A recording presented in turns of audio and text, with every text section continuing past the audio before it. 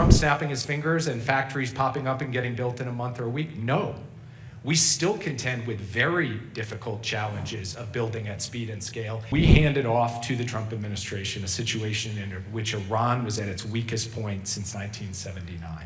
A weak and vulnerable Iran was susceptible to a very good deal that would lock Iran's program in a box for decades, not just set it back for a couple of years. Mike, you served both in the Obama administrations and the Biden administrations. You were, a foreign policy guru for a long time, and you could tell in the architecture of some of what you were dealing with the withdrawal from Afghanistan, a foreign policy for the middle class. You could sort of feel like you were trying to address things that were broken, that weren't working out, public feeling like it was an economic cost to them to be involved. And I'm just interested, as you look back, do you feel like you achieved your goals? And two, looking back with the benefit of hindsight, what could you have gotten better, particularly in the Biden administration? Well, first I'll start, Steve, with just taking on a bit your opening premise, which was in 2024, there was an election, and that election said the American people are no longer interested in the world. Not American, just a lot of Americans. Or a lot of Americans. I mean, I think if you go back to 2017, or the 2016 election, and the Aspen Security Forum in 2017, people would have said the same thing. The American people have spoken. They're saying they're not interested in being engaged in the world anymore. Then, of course, 4 years later, Joe Biden was elected president. Nobody got up on stage in 2021 and said, the American people have spoken, they all want to be deeply engaged in the world. So we tend only to read the signals in one direction. And I think that's not right. I actually believe the American people continue to believe in principled engagement in the world and continue to believe that our fate is tied to the fate of people elsewhere. And I think you can see this no more clearly than in the sustained support that the American people have shown for Ukraine. You look at every opinion poll going back to February of 2022, right up until July of 2025, and a strong majority of the American people stand behind that.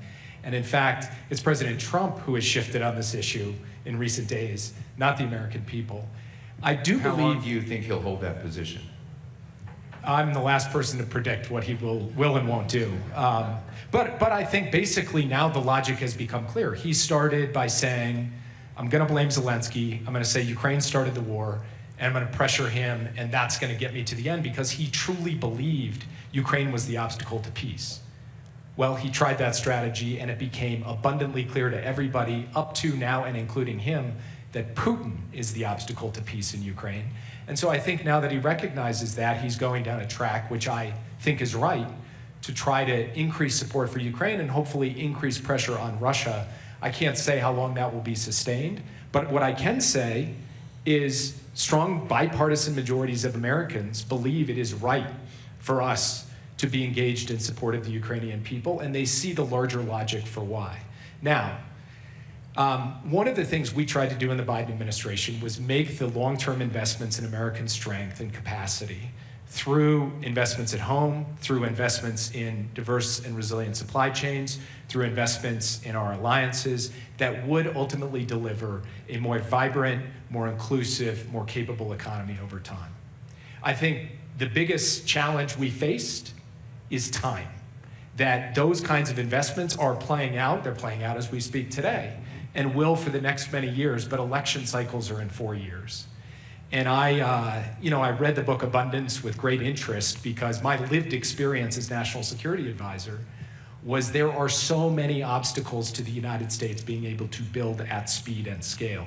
Dimitri asked on the last panel, why didn't we solve the rare earths problem? We've seen it through multiple administrations, the Obama administration, the Trump administration, the Biden administration. And the answer is we made progress.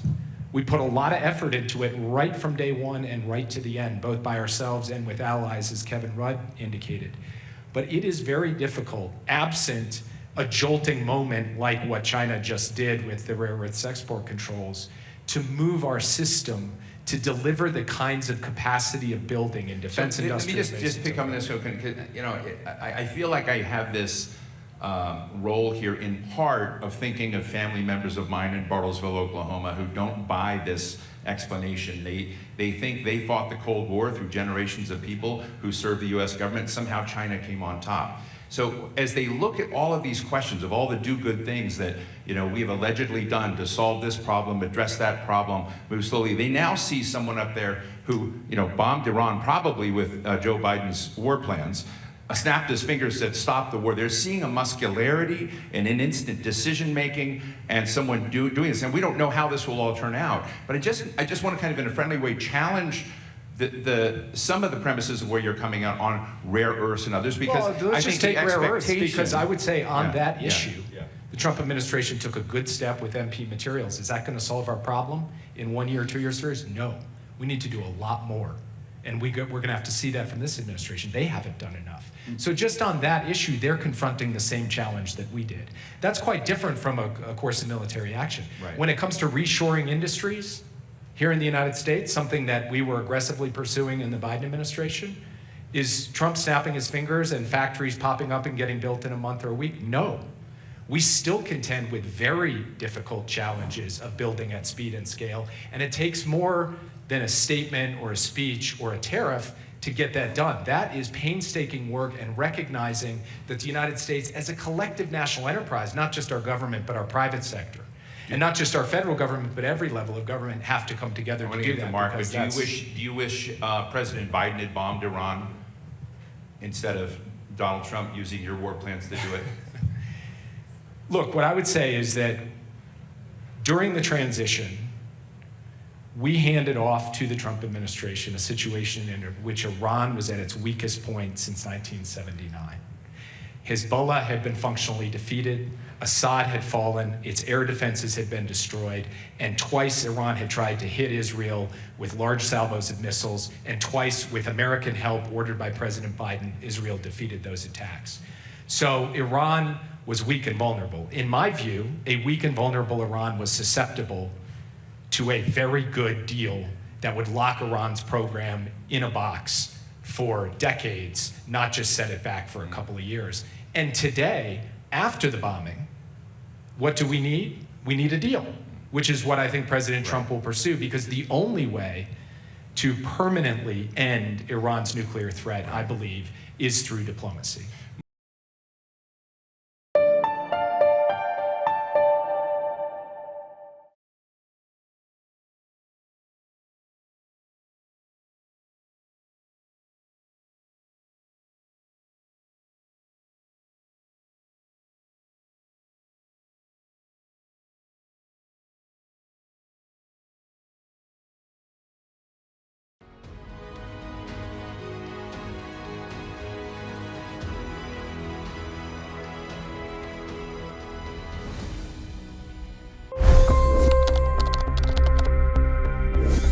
$25 crore गरीब गरीबी को परास्त करके बाहर निकले।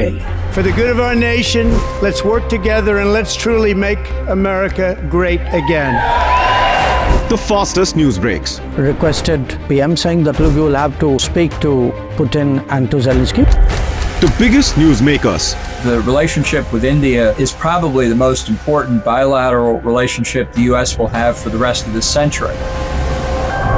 The capital delivered quite an election result today. Expert analysis.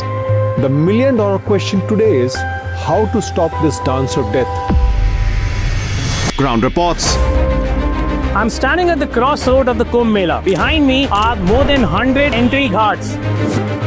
Long-form interviews. Exclusionary politics is reflected in Manipur case as well. You don't bother because this is a small state. Deep dive into burning issues. It's often said DRC could be the richest country in the whole world. It's because of what sits underneath. Why exactly did the US topple the Sheikh Hasina government? HD videos. We don't just break news, we break it down.